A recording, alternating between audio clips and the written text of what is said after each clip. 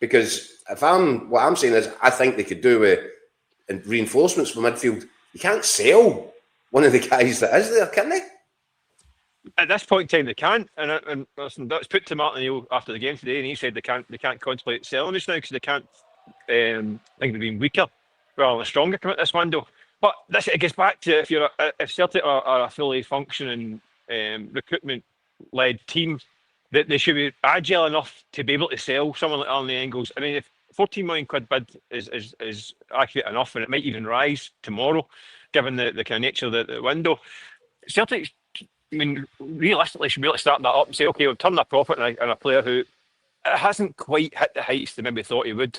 I think he's a decent enough player, but I think maybe the Scottish game and him aren't a great mix, which is a bit unfortunate when you play about 60 games in Scotland a year.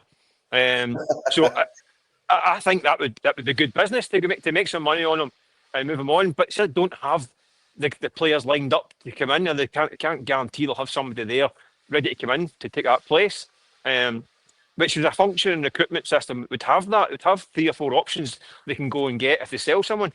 Yeah. That's what to be nimble in the market is. Being a modern club a modern selling club that Celtic are, that you're ready to go for the next one. So when Nicholas Kuhn goes in July, the next one's in the door. When Kyogo goes last January, the next one's in the door.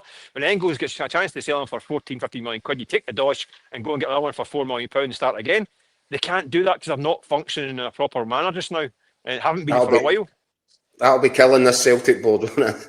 They'll be, on the one hand, they'll be thinking £15 million for it, desperate to do the deal, but they've boxed themselves in Tom McKean style. They literally cannot do that deal, no matter what Nottingham Forest put in the table. They'd done it in the summer with Dyson Maeda. Dyson Maeda was at his absolute peak value last summer, and they couldn't sell him because they hadn't had the replacements lined up to go and replace him. Or they didn't have the replacement strikers because they had to keep him to be a striker.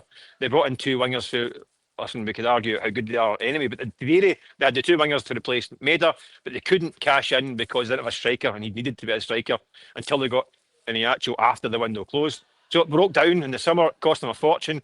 If this one they can't do this because of their own kind of incompetence, it's going to cost them again. Can they got 30 million quid waved at the window because they haven't had the proper wheels turning in the recruitment side of things?